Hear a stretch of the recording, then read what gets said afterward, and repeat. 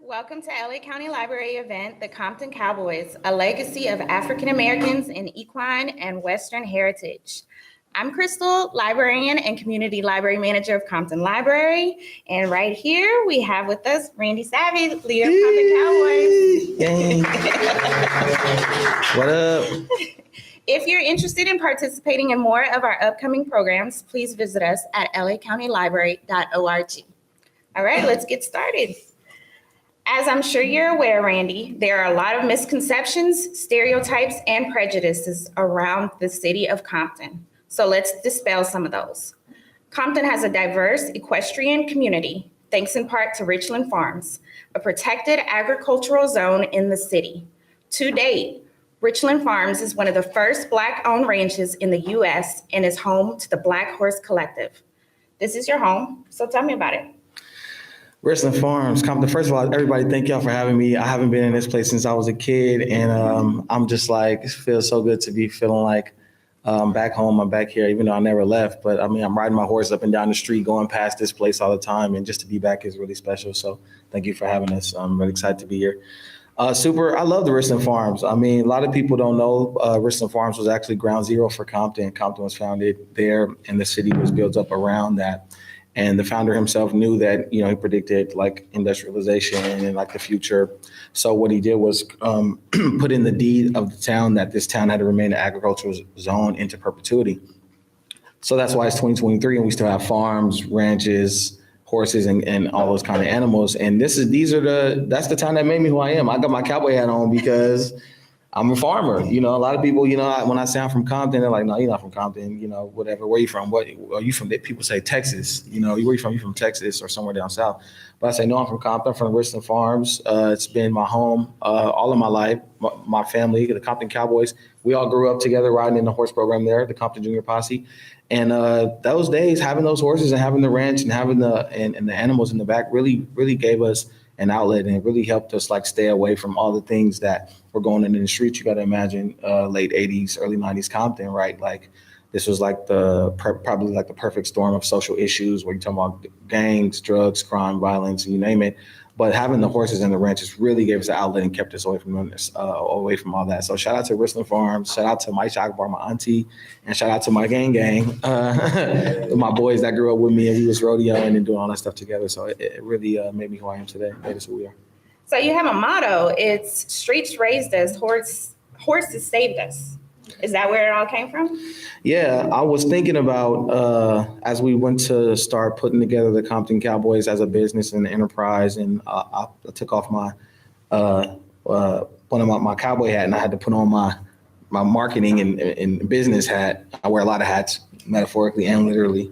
I was thinking about a way that would kind of be some type of one-liner that would kind of capture our story and our spirit in one thing.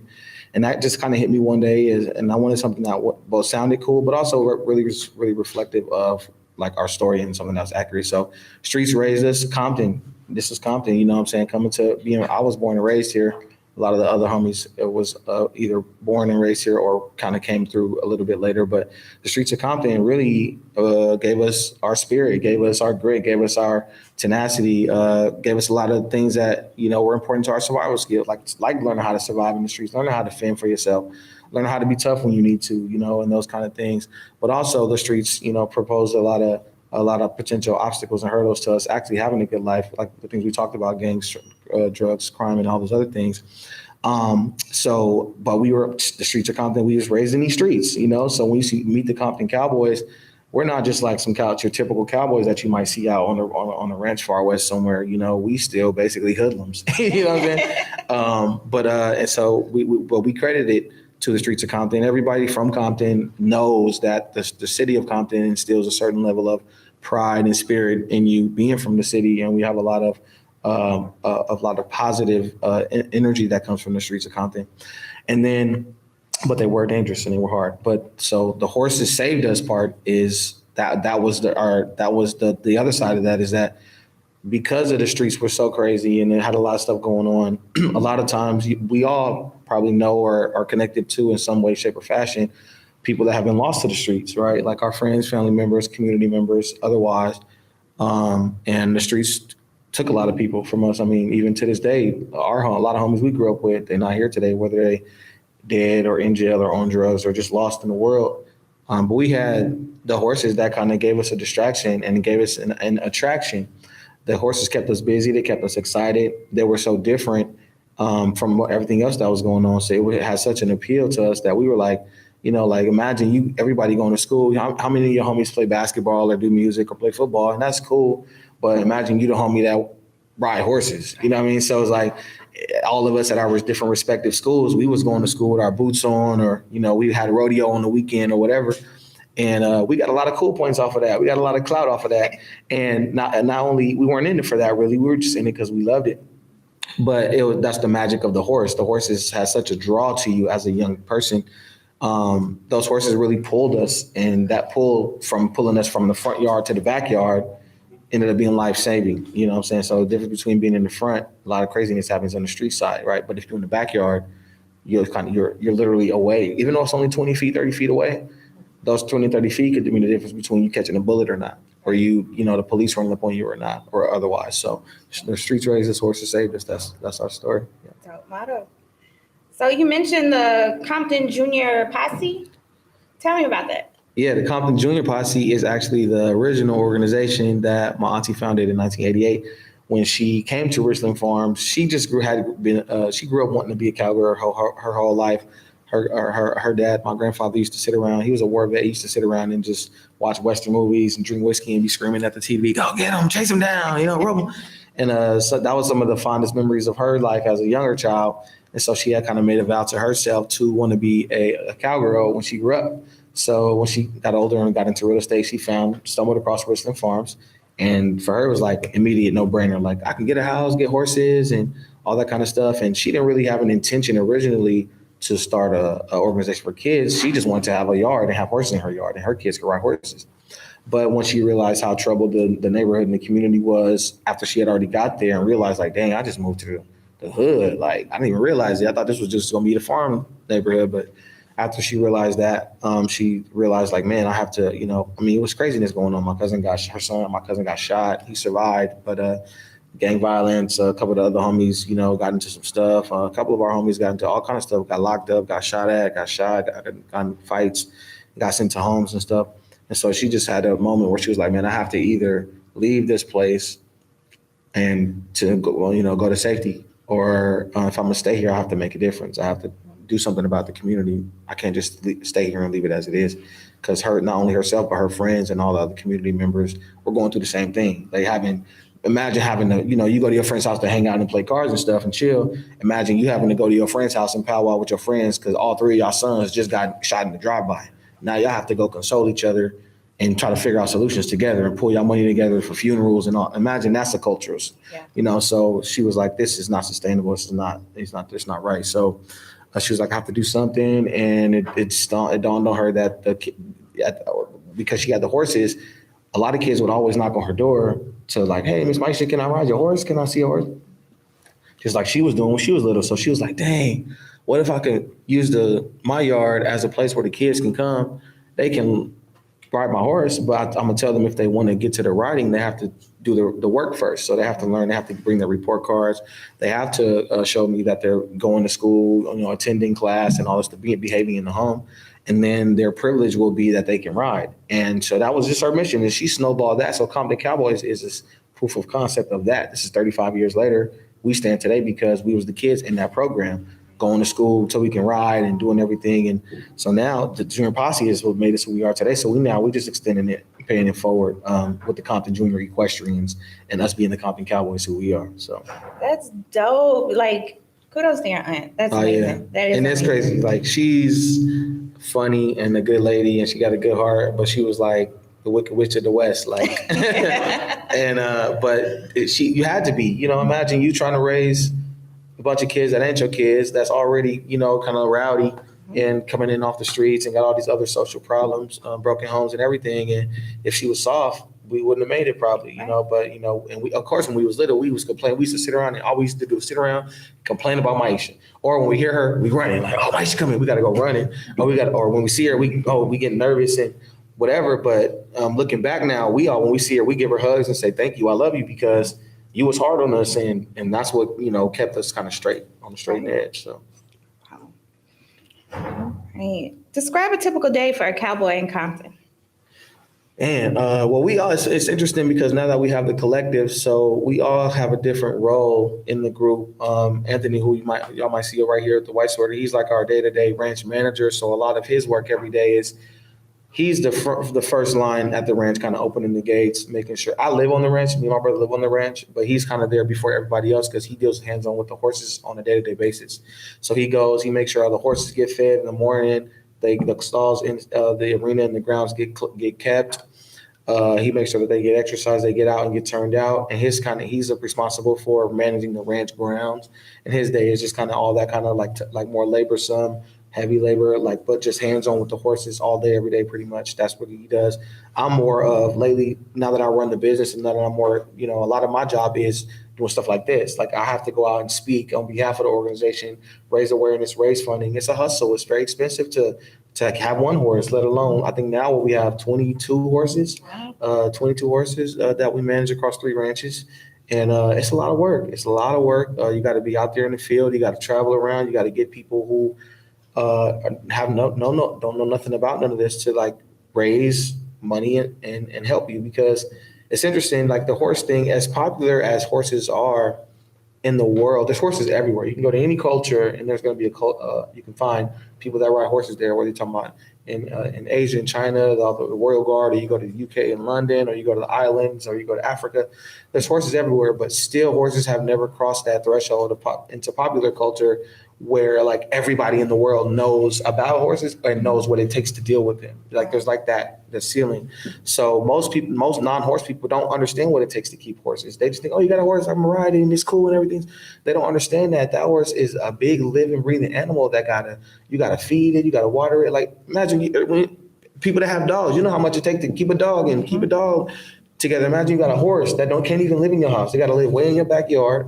And then you got a whole bunch of other ones there. So it's a tough effort. So my job is kind of just at the highest level, making sure that our whole operation is running from A to Z. All points are being dotted, our T's are being crossed. My brother, who's here also, is very hands-on with the kids program. So his job is making sure that students are arriving. He's helping making sure that homework is getting done, making sure he's watching for safety measures. Kids are putting on helmets. They're, doing the right things when they're getting on and off the horses and kind of helping hands-on. So every cowboy in the group has a different role, and there's 8 of us. There's 7 cowboys and 1 cowgirl. Shout out Kiera. She's in Texas right now, the Compton Cowgirl. And we just roll. We a team. It takes a lot, but a lot goes into it. But I feel like I'm very proud of what we're doing. It's meaning a lot, and the energy is spilling out into the city beyond Richland Farms in the city of Compton, as we hear today. So. Yeah, definitely. I mean, y'all global, not even at national levels. Y'all global. So. We hustle though. We hustle for it. It ain't come easy. We hustle for it. Right. Let's see. So, the library can't host you here without talking about books. Right. We have the books right here. Get the book. Tell us more. Yep. Tell us more about this book. So shout out to Walter Thompson Hernandez. So actually, who's the author and a good friend of mine. We had got on the radar of the publisher HarperCollins and worked out to them too. They're out in New York. They're great people. We were kind of starting to heat up a little bit. When we first founded, kind of officially Compton Cowboys in 2017, we had done a big commercial for a beer brand called Guinness. That was a big, giant global commercial. It was a TV ad. And that's kind of what got us kind of in the people's name and eyes on a global sense. And then as a result of that, we had gotten some interest from the New York Times.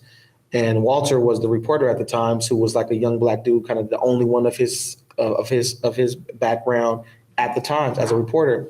And they gave him an opportunity to cover a story that meant a lot to him. So he was like, man, I grew up in Huntington. He grew up in Huntington Park. He's like, I used to always see the Cowboys coming. When I get a chance to write, I'm gonna write about them. So actually, as a reporter for the New York Times, he actually got us a full page with the lead in off the front page in color in the New York Times. Which this is a lot. This is big deal stuff. It is a big deal. This is not to be taken lightly. Getting in the New York Times is tough. There's a lot of stories, but he got us a whole page and a lead in off the front page, and it was in color, and he did a whole beautiful write up, and that was such a enormous moment. That kind of catapulted us into the culture and into people's hearts and minds in this country. And then the publisher got, as a result of that, how great the story was in the Times, they heard about that and then kind of got off rolling with the book. And Walter just spent some years with us. He just would come hang out. He wasn't like, yo, I'm finna write a book, so you tell me your story, and then just writing notes, or you tell me your story. He would just spend time with us like the homie. He'd just pull up, help us with the horses, help us with anything that we had going on in the office, be hands-on on photo shoots and stuff. And I think he was just kind of peeping everybody's kind of what their angle into and like how they came into the group, what their hopes and dreams are, what their troubles and stripes are, what their emotional state is around the whole thing, what their whole viewpoint is. And he kind of just chronicled it in a book. He dedicated each chapter to kind of some angle about like, oh, this is Kiara's pain, right? Like this is her vision, chronicling her story, her heartbreak, and her ambitions, aspirations to be a cowgirl. She wants to be the first Black cowgirl to ever be a national finals rodeo champion. So he talked about her story and her ambitions for that. He talked to me about my whole struggle or my whole like journey of being out there trying to do the music and entertainment and reconciling like this is my family's legacy. How do I not let this go? Because they were going to close it down, and I took me taking the reins and like my dreams and hopes for it, and how I was able to try to figure out how to turn it into something out of nothing that was there in the first place. So each of us, he kind of just spent time with us. He spent time with the group, just hanging out like a fly on the wall. But then he also spent time with us just individually, just like, man, tell me like what you thinking, what you feeling right now. Sometimes he done been right there with me when I'm in the office just crying, like, you feel me? Just like, damn, I don't know I'm gonna pay these bills, bro. Like, I don't know, I don't know how I gotta figure it out. He just right there with me, just taking pictures and writing. And he put all that emotion into the book. And I think it's a very important piece. It's very strong. And I think everybody could take away something about it, take away something from it about being young, Black, from the hood and trying to do something different and work together and be a community and change the narrative, you know what I mean? So. I agree. So tell the people where they can get your book. Aside from the library, we have a lot of copies if you want to check them out. So people? Our website is alive. You can go to ComptonCowboys.com, and our shop, there's a link to the book there. And once you go there, it has all the different options. So whether you're Amazon shop or Barnes and Noble, so you want an ebook, there's also a young readers edition as well. So wherever you get and see books, you can find it. Great. Have you thought about making a children's book? We actually had it's funny. I was on a phone call with the publisher yesterday, and we were talking about ways to kind of keep the vibes going. And he said the book sales are doing well. I mean, a book project is one of those things that's eternal. It's not like, it's not like something that comes out quick and you got to hurry up and it got to get hot and it got to sell. Otherwise, it's going to get shelved. Like a book is. That's what the beauty of kind of coming out first. That was like our first major project was a book, because a book just comes out and it exists forever, and it's just on people's shelves and you can share it and pass it around. And there's inspiration and re-inspiration in the book. So it's alive and well. And but they've definitely, he was like, yeah, man, how do we keep it going? How do we reimagine it? So maybe we should do a kids comic. We could create some little cartoon characters and do something like with the kids. And I was like, that would be great, especially since a lot of our ethos is children's based, right? Like everything we doing is for these kids. Yeah. Like, yeah, I get to go travel and put this hat on and go get on stages and have fun. And we get to be getting clout like, oh, y'all the Compton Cowboys. And that's cool. Like, that's exciting. We like to, play around with it. We love our clout. Everybody like their little clout. But, it's about the kids. We want to pass the clout to the kids. When the kids get to get on a video and get 1,000 plays on Instagram or likes on Instagram or whatever, or 1,000 plays on YouTube or whatever, or they get to, like, some of our students actually got to become models for the first time. They got to model for some really big equestrian brands, some companies, and it's exciting to see them do cool stuff that they never would have imagined. Where we come from, a lot of these opportunities ain't just handed. Like, so we've created a system where kids can come into our system and do something cool and fresh. And that gets us the most excited. So everything we do is cool, but the most exciting things that we get to do is watch the kids be excited and be happy. I mean, some of the best feelings and moments I've ever had in my entire career with this has been just like, I got a million things going on, 1,000,000 miles per hour. Me and homies trying to figure out, we got to get this truck fixed. But then we go in the back on Tuesday after school, and the kids running around, they doing homework.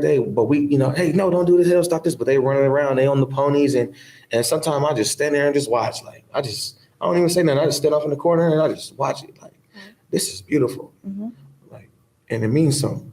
So, Yeah, we definitely gonna keep the vibes going. We're gonna figure out something with the kids book. Right for now, the Young Readers Edition is available, but look forward to seeing how we can extend some of the energy into more younger stuff for the younger kids. Great. Because, I mean, as you mentioned, representation matters, especially in communities like ours. And my late grandfather loved Westerns, John Wayne, Yep. Jesse James, like all of that. They're great in everything. But, imagine if he would have seen somebody who looked like him, like Bass Reeves or Right. Stagecoach Mary, Nat Love. But here we are today. We got a Randy Savvy, we got a Right, that Kika, part. we Hello. got an Ant, we got a Carlton. So it's just these kids have you guys to look up to. So just shout out to y'all for being that Thank you representation so for our much. community. Appreciate it. Thank you. All right. So we're going to flip it a little bit. If you didn't know, this year is the 50th anniversary of hip hop. What does the library, hip hop, and the Compton Cowboys have in common? For starters, rap is something you do. Hip hop is something you live. It's a culture that incorporates skills that can translate smoothly into literary forms, short stories, novels, scripts, and poetry. That's your library component. Y'all see what I did there? Next, Randy over here has a studio on the ranch and has developed a musical style of his own, uniting the seemingly distant words of modern street rap and traditional country music. From what I hear, your music stampedes with reckless abandon, a cowboy indeed. With a finesse and storytelling prowess evocative of the golden era West Coast hip hop. Now, tell the people about your music. Well, first things first, it's way too rowdy for this environment. No, but it's exciting. I mean, I grew up, I think some of the most fondest memories I had as a child was car rides with my dad. And just generally car rides. I think being a kid, being in the car seat was something I always enjoyed, mostly because I always just like to look out the window and see the views, but also whoever I was riding with, whether it's my aunt, my dad, or cousins or whatever, it was always music bumping. And my dad was real known for, like, he's funny because, like, he came up in the projects in Harbor City, ended up going all the way to Harvard, got an MBA, so he became like this kind of white collar, kind of like a suit and tie corporate guy, but like on the way to work, he's always bumping like the most ridiculous rap music ever. Like he'll be bumping like Too Short, screaming like the B word all out the window, and then pull up to work and just like suit his tie and go. And that's the vibe. But I remember being a kid, just being in the back, just listening to all the words and remembering all the words, and then he'll be the one listening to the songs, but I get in trouble for reciting the song. But I'm like, bro, you listening to it in the car. But so he used to be bumping rap, gangster rap, West Coast rap, and then my auntie, all of us, we used to be in the truck with her on the way to the rodeo. She just listened to country music, country radio, and she used to have her hat on, and we used to be piling all up in our little raggedy rig on the way to the rodeo with all our little cowboy stuff on. And even when we got to the rodeo, that's all they played is country music. So I grew up on West Coast gangster rap and country music pretty much. And as an artist myself, I've been on my music journey for over 10 years now, and I've been through many different phases of it, but it really didn't start clicking to me until I figured, music is about what you have to say. It's about your identity. Like, it's easy to say something cool and hot and whatever and make a hit and get some money.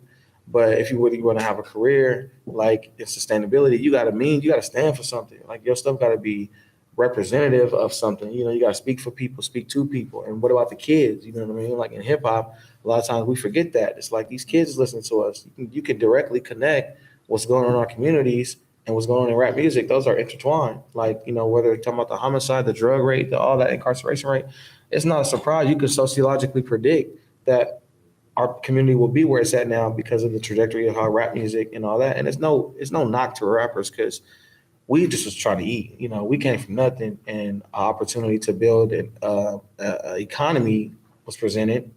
We didn't control those means of productions, but the people that did control it created a success model that only allowed for a certain type of success. But at the end of the day, if you just try to decide between, I'm a dude from the hood, I don't know, and I know how to curse and be crazy and be gangster, whatever. And yeah, my message might be skewed up, but at least I can feed my kids, my mama and them, and get out this place or fix this place.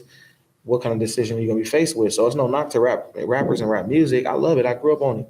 But for me, it was like I'm trying to figure out a way to reconcile the style of the style that we all love of rap, which is that attitude, which is those bumping drums, which is just the swag of rap music with the beautiful things that I love about country music is that the songwriting, the stuff I grew up on in the 90s and stuff, songwriting, the country songwriting is always leans towards some positive value, you know, whether it's about love or life or loss or family and God, community, whatever. Those values in country music really spoke to me. So I figured, dang, as an artist, if I'm gonna really do this music stuff and take it serious, how can I create something that represents me and represents and stands for something that means something and is good for the kids and the community and all that. Let's take the best of all of that. Let's take the swag and the vibes from rap. Let's take the positive values out of country music. Let's blend it all together with my community and philanthropic perspective and throw it all together. And so that's what I've come up with. That's what street country is. Street country is my sounds, my take on what I believe to be music, the music of the future, which is like bringing people and cultures together and bringing the best of both worlds, because genres and things that divide us they make us fight. You know, they make us, it's divisive. It makes us cut ourselves off from each other. But really, we need to be reaching across and holding each other's hand and lifting each other up at the same time. So I believe beyond the sound, I think the music is going to change the world, because it's going to bring what I call, like, you know, cowboys and gangsters, right? Like all the cowboys and all the people from the middle of the country in the sticks that just be yeehawing and chewing straw and talking crazy, and all the gangsters on the block that be in the hood throwing up gang signs and whatever, toting their guns. But if you think about it, they the same people. The hillbillies and the hoodlums are the same exact people. They just in different places. They both like to party. They both proud of their hometown. They both like to drink. They both like to just be like have nationalist patriotism. You know what I mean? They both like to party and BS. You know what I'm saying? They both like guns. Like, so for me, it's like, how can I create a space where both of these demographics can come together? And before me, they might say, like, oh man, like a cowboy and a gangster be next to each other. Like, what are you doing here? The F are you doing here? Like, and then it becomes a beef. But if I'm on stage and they both came to see me, that moment is going to turn positive, because it's like, dang, I came to see Randy. I came to see Randy too. Oh, so what you doing? Oh, what you want to do? I mean, you want to get a drink? Now we're drinking beer together. Oh man, you want to go? Let's go to the gun range after this. Oh, you got guns? Oh, now these hillbillies and these hoodlums gonna realize and recognize, damn, bro, we really not different. Right. So let's not fight, bro. Let's not be on some F each other, and let's lift each other up. Let me invite you from Nebraska to the hood. Let me send some mommies from Watts. Let me send them out there to West Texas and show them how to ranch some cattle, and we could create a cultural unity around the whole thing. But to me, the music has to do it, because the music is what excites people and brings people together. You know, our favorite artists, our favorite musicians of all time have always been more powerful than our favorite politicians of all time. That's just how the game goes. So for me, it's like, how can I create that space by using the music to push our mission as well? And that's what I'm doing. That's what street country is. Okay. Where can we listen to your music? You can go to randysavvy.com. That's my website, but everything is on ComptonCowboys.com. There is a link to click and go to the music, and you can find it there. And then stay tuned on our social media, because I will be posting when I'm having some shows, like some concerts and stuff that people could go see it live. Live is real dope. It's buck wild. Like, I got a real band. Like it's real crazy. You got to be ready to sweat and dance and have a great time. But it's exciting. Okay. Where were you listening to on the way here?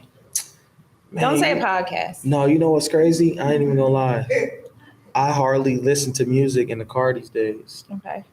My life is so involved. I do so much, and I think the car has become kind of like my zen space. So a lot of time when I'm driving, I don't listen to nothing. I just listen to the road and my thoughts. It kind of is like calms me down and helps me to collect my thoughts. Because as soon as I'm hopping out the car, I'm doing something. I'm pulling up at something. I'm going to stuff like this. I'm going over here, over there, everywhere, all the time, every day. So in the car, I'll just be quiet. But lately, I think the last thing I listened to was probably the girl who won Best New Artist at the Grammys, Samora Joy. She's young, but she has this really old jazzy sound, like from the 40s, like the kind of stuff you would go to a jazz bar and just listen to with your friends. And she's got this very old sound. I feel like she must have grew up listening to her grandmother's records or something, because she don't sound nothing like nothing new. It's all old stuff, like the Frank Sinatra era. Right. Her stuff sounds like that. So I've been listening to a lot of stuff like that, the kind of stuff that feels good and get your kind of your blood pressure down and just kind of makes you feel like life is all right, you know? Right. Yeah. Right. So, you know, the famous quote from Brown Sugar, when did you fall in love with hip hop? Man, I had to be so small. I know my dad was listening to NWA as far back as I can remember. I think Getting It is probably the first record I heard, Too Short, that I could, as far back as I can remember. And my dad loved that song. And I just remember in the message of that song was just about, you got to hustle, you got to get out there and get out there and get something, And I think I had to be just like only a few years into the world at that time. But I remember just hearing that song. My dad loved that song. He used to be, this is his dance. He used to be just bumping down the street and doing his dance and listening to Too Short. And that's probably was my first experience with hip hop, and just made me be like, yo, this is dope. Like, this is cool. Yeah. Hip hop has amplified the voices of activists and change seekers. Between the lines of its catchy lyrics and loud cries of protest and political commentary, providing an outlet and means of communication for people. From jump, there's been messages within hip hop songs, as well as the capacity for political expression and communication of racial experiences. The song Fight the Power by Public Enemy immediately comes to mind. During the time of civil unrest and protest of present-day police brutality, the Compton Cowboys hosted a peace ride for George Floyd. Can you tell us more about that? Yeah, that was that George Floyd moment was something that probably has been one of the more emotional times of my life. I think a lot of us can say that. Black people, black and brown people, are just people that are, get the short end of the stick in our society, in our country. But it was interesting around that time because when George Floyd was, tragically murdered by the police, Compton and South Central in Los Angeles has always been known and infamous for ready to turn up at any given moment. I mean, obviously we've had the riots here and all those kind of things. So we've always been the ones to be like, as soon as it's going down, we on the front lines and we going the extra mile because we don't give a F, right? And but the opposite kind of was true when George Floyd was killed. The city was so quiet. And I remember being profoundly impacted by that because, if you remember, there was a lot of cities that was having a lot of uproars, and it wasn't all peaceful. It was all like a lot of looting, a lot of trashing, a lot of fighting and otherwise. And I just remember the city being so quiet. And some time went by, maybe a week or something went by after it all happened. And I remember thinking like, dang, I'm happy and proud that the city is not trashing our own city because we maybe learned our lesson from those rioting days. But at the same time, I was like, we do have to do something because we are the city that people look to for those kind of messages. I mean, NWA was that, that's what put us on the world map, was being like, F the police, right? And that message was never about like anarchy. It was about like, yo, look what they doing to us. It was about social movement. So I remember being so profoundly impacted by the silence in the city. So it just hit me like, man, maybe God is telling us, like, maybe I gotta be the one. Mm-hmm. Maybe it's on me to spark it. So I just kind of rolled with that, and I just ended up hitting the mayor, who was our Agent Brown at the time was the mayor. And I just texted her and I was like, hey, the city been quiet with George Floyd and stuff. Like, we have to do something. Like, we Compton, you know what I mean? And she was like, you right. Like, what you want to do? Straight up like that. She was like, whatever you want to do, I'm with it. So I was like, man, we should just have I want to call it a peace march. I don't want to call it a protest. I want to have a peace march. I want the horses to lead it. And I want us to just gather up all the social different groups and people that are around. And I want us to come together peacefully and make our presence felt and send a positive message that shows that our city we have, turned a new leaf, that we can get our message across without the anger and the violence and the stuff. Because that's what happens a lot of times. You get lost in the energy of, and then you miss the message. Because when it's all the craziness, yeah, everybody's trying to say the same message. But when you in the police face screaming and fighting and they, you lose the message. So I was like, let's just do something peaceful. And the horses represent peace. So for me, it was like, that could be an easy parlay, because when the horses out there, ain't nobody finna be out there screaming and hollering and fighting. They gonna see, even if they was screaming, hollering and fighting, they gonna see the horse and be like, oh, horsey, you know what I mean? So I knew that would happen, and it did. So we just posted it like, hey man, we meeting up at the 24-hour fitness, and everybody if you got horses, bring them. We're gonna do a peace march for George Floyd, and man, the turnout on that was just absolutely insane. Like, I think it was over 10,000 people in the streets. Oh yeah. And we was on the horses, and over 100 horses was out there, which was beautiful to see. And we touched the people that day, and we touched the world that day. That next morning, we was on the front page of the LA Times like this on the horses, and my dad was proud, and the family and the community and the city was proud, and it made a difference. And that ended up catapulting us again another leap forward in as far as elevating the profile of our movement and brand. And it's that's what it's all about. It's like touching the people, showing the kids like, it's cool to be involved in your community. Mhm. Yeah. All right. And so also not just the George Floyd Peace Pride, y'all do a lot of stuff when election time's coming around, because I see y'all come up over here. We have a vote by mailbox outside of the library, come riding horses, dropping off your ballot. So y'all definitely doing that when it comes to, promoting the importance of just everything that's going on. Y'all make change. You got to start from the bottom. It's not just a presidential election. You got to start with your local governments and agencies first. So that's really important, just to see y'all out here doing that for the community. Yeah, I mean, being civically engaged is the way to build a community. There's so many moving parts. I think we're so disenfranchised as a people. I mean, it's hard to tell somebody, hey, you should go vote when they got to spend their time trying to make $1. But then when they don't realize that economic strife is connected to who's running the show and all that. But again, when you have a population that doesn't have those education levels, right? Our literacy levels are not high. We're financially illiterate. We're definitely politically not literate, right? We don't know nothing about nothing. All we know is our community, our hood is effed up. Everybody hungry, everybody fighting over scraping and scrapping for resources. And then we gonna blame the powers that be for those things just because of lack of education. So it just takes a constant effort to constantly re-educate. You got to start in the household, start with the youth. That's why we focus a lot on youth. We don't even offer programs for adults at all, really. People be calling, hey, I want to learn how to ride. I want to come help. I'll be like, man, we'll help your kids. You got kids. Because y'all far gone already. You blown.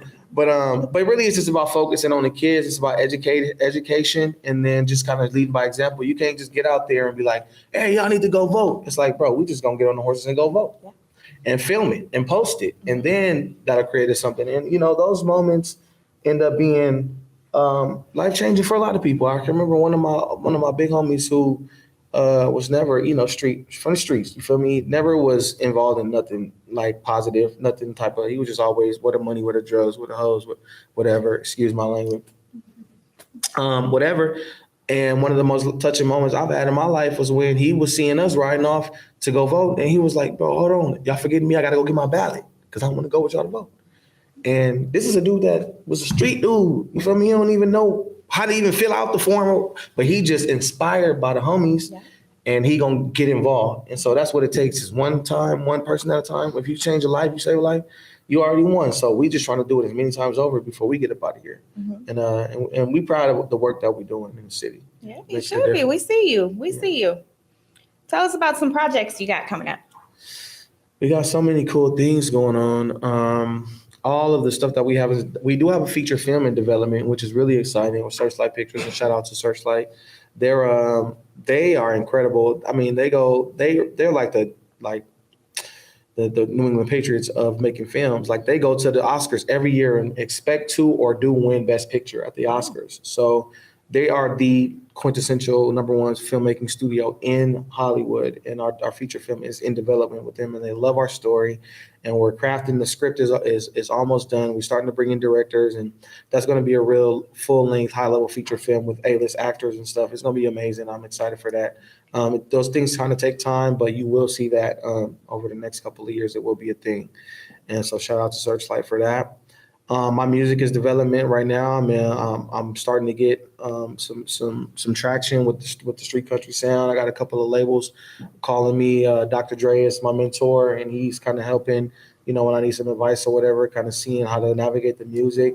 He don't really understand the country stuff, so I don't really lean on too much, and he don't really know, but just music advice and career stuff. He's there. Death Row and them been hollering at me, TDE and them been hollering at me. So the music is gonna happen for sure. I'm just crafting that together. Got a few concerts and stuff coming up and playing Stagecoach, which is the biggest country music festival in California. In April, it's big, so I'm playing that. We just did a national distribution deal to get all of our merchandise into all of the big box retailers nationwide. So anything you might see in the mall, whether it's Tilly's, Urban Outfitters, the Targets and Walmarts, Route 21s, you name it. We just did a national distribution deal to get our clothes in all of those stores. So this year, you will start seeing our stuff kind of everywhere, and we're hoping that goes well. On the youth side and athletic side, one of our students is actually getting looked at by the Olympic committees in the horseback riding industry. So we just opened up a new barn out in Thousand Oaks, and it's going to be our athletics club barn for our English riders. And Zoe Brogdon is a name. It will be a household name in the equestrian sporting relatively soon. She's the Financial Times listed her as top 10 equestrians to watch this season. Black girl, braids in her hair from LA. You feel me? All right, Black Girl Magic. You feel me? Yep. She went to nationals last year and won second place in the whole nation in her sport in the meter 10 jumping. And she's going to be like Simone Bales, but like on a horse. On a horse level. Yeah, that's going to be really cool. And I look forward to that. And just, and then in the meantime, just continuing to do stuff in the city, doing our neighborhood outreach, doing our local cleanups. Excited about them building Compton High School because we hope to be able to be the official equestrian club for this district. So like the kids that want to ride from elementary, middle school to high school, we have a offering for them, which is cool because that's what they have in those, LA, all of the really wealthy neighborhoods. Like you go to Rolling Hills or Malibu, Palos Verdes or whatever, they have clubs. Them kids can go right out of school, go right to the club, have a horse to ride, and go to the horse shows and all that. And but that stuff is there's such a financial barrier to entry with the horseback riding. So what we're trying to do is eliminate that financial barrier to entry and just be able to offer these kids an opportunity to ride. So we're going to start producing the next generation of real deal horseback riders from the hood. I mean, on the rodeo side and on the English side too. So that's exciting. So we hustling. You see, we got a lot going on. We got a lot going on. But again, I have the best team out there. I'm just so proud of my homies for the commitment because I was always the one that was like, yo, I got this plan and we're going to do this. Even as a little kid, I used to be like, look, we're finna all get on our bikes. We're going to go to Long Beach. We're going to get on the blue line. We're going to go. And they used to just be like, all right, bro, whatever. Just follow me. And so I was always one that was like that. And so when I presented the Compton Cowboys opportunity, they didn't even have no questions or nothing. They was like, bro, all right, whatever, let's do it. And I watched them all grow and commit to the movement. And it's been so special to do something with your friends that you grew up with and y'all all got the same invested interest in seeing it through.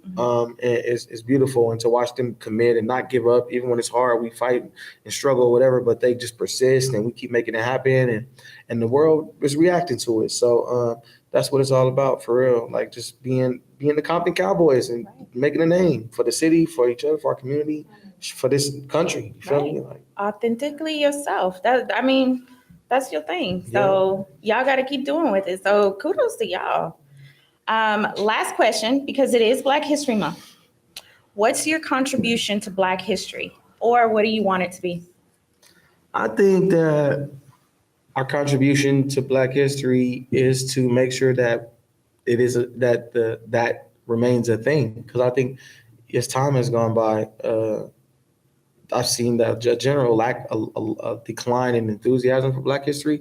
On one hand, I understand and feel it because for me, it's like Black history is American history, bro. Yep. So really to try to siphon us off into a month and say this Black history, it kind of speaks, the message is kind of a little bit off. It kind of is like, oh, but this is a sub history and then history is everything else. So I kind of understand that there are some people in the Black community who do try to kind of knock that down and just kind of be like, we are overall history, American history, but I still think there also always has to be a special place for for a special acknowledgement of the contributions that we've offered in this country. And so my thing is to just continue to make sure that Black history remains a thing, just by showing by example. I don't go out there and try to be like, look, man, we making history, we bringing Black. I don't do all that preaching. I just get my homies, get my team together, and we get up and we just work and we lead by example. I also want to make sure that people do always know that Black Cowboys were part of the original Cowboys in this country. We were the ones on the fields doing the hands-on labor with the animals. All the things that was hard labor, that was not the white folks and the slave owners' job. Right? They had no interest in that. It was something that had to get done labor-wise. They was going to send a slave to do it. And, even from this term, even as simple as saying, hey, go get the cows, boy. Yep. People don't know that cowboy comes from that. Yep. You know what I mean? And so, you were a cow hand or a ranch hand if you were a white or otherwise. So the word cowboy is kind of something that has been ours, but has been kind of whitewashed. And so my thing is just like reclaiming the things that we've created or contributed to, the ways of life, the culture, even the swag. Like Black Cowboy swag is some other stuff. Like you see it. Come on now. And just everything that we've contributed culturally is just making sure that they know. And we don't just yell from the mountaintop. We like to just lead by example, and that's that. Right. So, for those of you attending virtually, you have not experienced the city of Compton. If you have been here, look out the window, see a cowboy riding on a horse down Compton Boulevard, wearing J's, next to a lowrider who is blasting Dr. Dre's The Chronic for its 30th anniversary. So if you have not seen that, come out to Compton, because talk about a sight to see, y'all. All right, let's take some questions for the audience. Anybody have any questions? Everybody? Any questions? Anybody got anything? I'm open. You said you're going to start getting into the rodeo circuit, or are you already in the rodeo? Yeah, so we actually grew up doing rodeo, all of us. So what we're doing now, like a lot of our group, we're past it. What we're doing now is like paving a way for our kids to start, our students to start. So we have a few horses out in Texas right now that are training to get put on the rodeo kind of that whole rodeo circuit kind of thing. Kiara is out there with them in Houston right now. She has 3 horses there. So is she, I'm sorry. No, it's all good. Is she part of the Houston rodeo that's going on now? So we don't have any horses ready right now. So she lives in Houston, and the horses are in Houston, like living and training with her, because a lot of the Black Cowboys are the style of training that she wanted, and her people are there. But the goal is to have our students to be able to compete in those big national rodeos, the Houston rodeo, the American, and the National Finals rodeo, which they do in Vegas. So you will see, and we do be on the lookout for a Compton Cowboys rodeo team, the youth rodeo team for sure, and it will be a big deal. That's great, because the Houston rodeo does have a Black history version, and it's going on this week. Absolutely, So absolutely. That would be a great opportunity to have you guys out there. Yeah, we've been trying to get to Rodeo Houston for a while. It's a big giant festival. It's like a big over the top thing now culturally. So we're just kind of waiting to kind of map it out the right way. But we will be out there. Okay, perfect. Yeah. If you need someone to reach out to you, I know someone. Okay, cool. Yeah, we'll talk. We'll definitely. Yeah, we'll talk for sure. Okay, Thanks. excited. Appreciate you. Any more questions? No? Yes. Hi. What are some mental health possibilities or? Hi. Hey. What are some mental health advantages to being part of just in the therapeutic alliance with a horse or with the Compton Cowboys? You know, I'm a mental health advocate, so I always have to advocate on the mental health component. And being there firsthand, I've witnessed how healing and therapeutic it was to just rub a horse and brush its hair and smell the atmosphere. Yeah. Actually, that's a great question. I'm glad you asked that, because it's funny. That's the ground zero magic of this whole thing. It's like the relationship between human and horse. That's what drives all of this. It's the best thing. It's the best thing for a human. Humans and horses go back so far to the beginning of time. You know, when we came to be, they were there for us, and we developed a relationship, and they helped us create the world as we know it. You got to think horses were the first engines, the first way that sent mail. They were the first way we traveled, our first friend out there, the way we hunted to get food. And so horses have contributed so much to humanity, and there's just a divine design that exists between horse and human. There's a synergy there, and it's just the best thing. So that's the whole point of going back to our motto, horses saved us. It wasn't just that it gave us something to do, it gave us something in our hearts that didn't incline us to do certain things, right? So like being able to be calm, right? Or have someone to just talk to that can't talk back. So learning that nonverbal communication, learning how to sense and listen. I like to always talk about how the calming nature of horses has saved our lives on many occasions. For example, when you're trying to deal with a horse, the first thing you learn very quickly is that your energy level and the way, like your whole ebb and flow of how you move and deal with yourself and talk and walk has to be very low frequency, very low chill vibes. Otherwise, it will not work because you go up to a horse doing all this. The first thing they're going to do is back away from you, headbutt you, kick you, whatever, because their whole thing is they just want to survive. They don't like that kind of stuff. And you have to chill if you want them to even take interest. So that whole dynamic of being like, whoa, dang, if I want to deal with this horse, I need to calm down. I need to, hey, talk, walk, like that. Enough of that practice, you kind of get on autopilot with that kind of way, right? So, for example, some of the kids that come in very aggressive, very high, by the time they get done, you start seeing them, man, they're calm, they're talking, and that helps in the classroom, and especially in the streets, it can save your life because a lot of deaths, especially murders in the streets, are not planned. They're really on site. They kind of just happen on site. Like you coming into a store, somebody walking out, you bump somebody, or you look at the person wrong. Somebody say, "F you, what you looking at? Hey, what you looking at?" Then it escalates. Right. Next thing you know, gun get pulled out, somebody died. Then when it's all said and done, the person at home like, I just killed somebody. Now they on the run. Now it's a whole situation. The difference between when somebody, and this has happened to me on several occasions, like I've gotten banged on several times. But the difference between being like when somebody's like, what you looking at, fool? What you got a problem? The difference between being like, no, what you got a problem? What you want to do? And being like, oh no, bro, I'm cool. I don't want no problem, man. I wasn't even paying attention. I got something on my mind, bro. I just came here to get a t-shirt. I ain't even on that type of time, bro. Like, I'm cool. That y'all can save your life. Right. Y'all now, both of y'all can go home. You can survive, and this person ain't got no murder on their record. Mm-hmm. But that de-escalation comes from your engagement with a horse because you have to be calm to deal with the horse. So those type of skills can really help save your life. And the therapeutic nature of dealing with a horse is actually it's profound. It's not even, you can't even describe it or put in words. So we try to encourage as many people as possible as part of our mission to, as early as possible, engage with horses from the kids, from as early as you can get them out there, from little babies. Sometimes you might come to our ranch to see us with the littlest baby that just got born. One of our homies' babies actually got born on the ranch. She was, and both his kids, they some ranch babies. But by the time they coming outside, the horse is sniffing them and all that, and they touching them. And as early as you can, get them around that because that vibe will set the tone for their life. It could be life saving, mentally and physically, otherwise. Wow, great question. Yeah. I know you had something you wanted. Yeah, I heard you mention. Calling Mayor Asia Brown to basically say we needed something to do.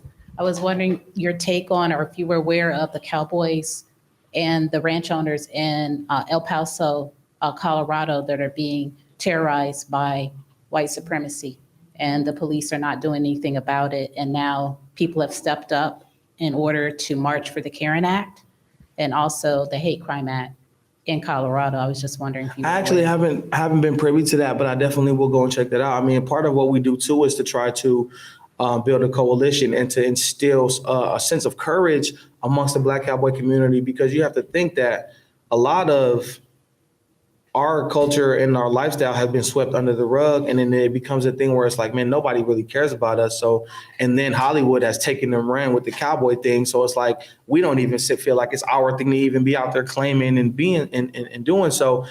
Another big part of our effort and mission has been to be like, yo, Black Cowboys, we here, we strong, we proud.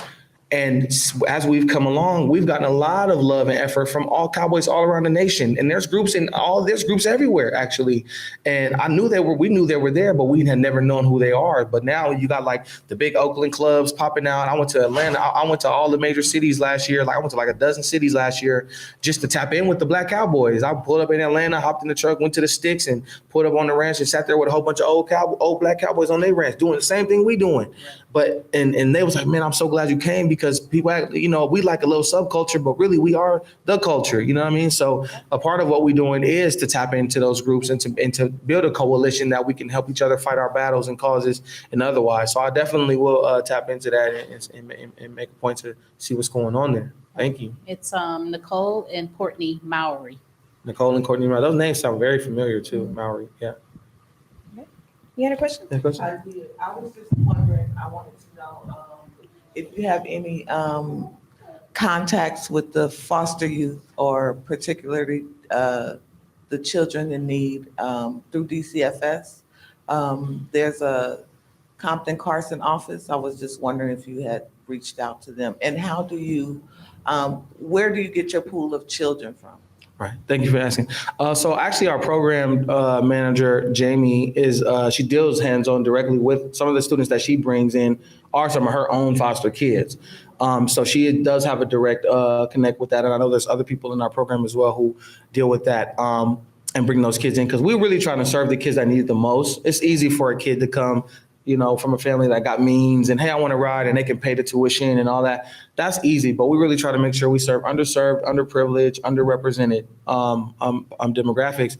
And so those kinds of groups, we are, and another thing is, as big as global as people have perceived that we are, in which we do have some roots and some tentacles that go everywhere, we're still a small little organization. So as we've developed, a lot of people will call us and say, hey, we don't want to do this big thing. And I'd be like, man, you don't understand. It's just me and a homie in the office right now. Like, but they think we got this whole big old, staff and whatever. But so as we've grown, we have started to develop. Actually, we're working right now. Talia is here. Shout out Talia. She is actually just came on board as our clinical director, and she will be developing a whole clinical division of our organization that will deal with kids that are beyond social needs, that have or developmentally disabled and all those kind of things. So we are working on it. So, but to answer your question about where the kids come from, that was the whole impetus behind getting on social media, because I watched my auntie for 30 years hustle to, bring kids in. I mean, part of it, the horses bring them automatically anyway. So that's usually half the battle is won, because the horses are such a magical draw. The kids just come, but it's still, the kids still have to see the horses in order to know that there's horses to come. And when she was just by herself or with a couple of her friends, it's hard for her to work her job and then be out there on the horses and kids can see. So part of our whole thing was like, well, we finna be the Cowboys. That's like the group, the gang, it's a bunch of us. And we're going to do everything that we do. We're going to put it on camera and then we're going to put it on social media. So a lot of our kids, we don't have to go, we do zero like recruiting. We have a big giant waiting list of parents and kids that's like, man, I seen y'all on whatever TV show or on social media. I seen this video. I want to sign up. So we actually have a list of kids. A lot of our kids are incoming, and that was part of the effort too. Is like the part of the mission too was to be able to flip that from having to go and hustle and grab the kids, because you got to think about that battle, right? From a kid's perspective, when you coming out of when your school day is over, if your parents say, oh, okay, now I need to take you to over this thing so you can get your life together. As a kid, you automatically turned off. You don't want to go. You want to go ride your bike. You want to go do something else. You don't want to go. If you are able to flip that to where now, and it's funny because now it's getting on the parents' nerves, because it's like the kids can't stop asking them to take them to the ranch. So it's like we win in half the battle because the kids are interested and engaged and they want to come. So when they want to come, we can engage them and just say, oh, if you want to stay here, this is how it has to work. Because you got to think, if you go to a lot of intervention programs after school, a lot of those kids just in there, they're just like, oh man, my mama sent me here. I don't want to be here. They climb the clock, dibbling, dabbling. But at the ranch, ain't no kids sitting around. They hurry up trying to get their homework done. And oh man, I got it wrong. Dang, I got to get it right. So they can get on the horse, you know what I'm saying? And then when it's time to leave, man, I got to, hang on. And then so when it's time to come back, they're begging to come back. So that engagement with the youth is so important. And by us doing what we're doing, by putting it on social media and being young and fresh and cool with the cowboy vibe, the kids want to be involved. So that's the way that they come. And it's been a very exciting and profoundly impactful approach. All right. So that's all the time we have today. In closing, there has always been an action to erase our history, even more so in current regulations and laws being passed to ban critical race theory, as well as the call for censorship in libraries. Libraries stand on their mission of providing tools and materials for freedom of information. We as a people, as a culture, control our own narratives, and we've always done it in our own way, as you can see. We are a resilient group who continually do it for the culture. Black History Month may be coming to an end, but our history, present, and future transcends the shortest month of the year. Thank you guys for joining us today. We hope you have enjoyed the Compton Cowboys, a legacy of African Americans in equine and Western heritage. Look for more information about our other programs on our library website, lacountylibrary.org. For the latest library news and events, please follow us on all social media handles at LA County Library. Follow us, Compton Library, at Compton Library on IG, and the Compton Cowboys at Compton Cowboys. Thank you. Make sure y'all go to Thank you, guys. ComptonCowboys.com, get your books, get your merch, listen to the music, get involved, and there's volunteer opportunities. We're actually about to build out a whole program for volunteership and internships and all that. So be on the lookout for that. So thank y'all so much. Thank you, I appreciate guys. it. Thank you. You're great.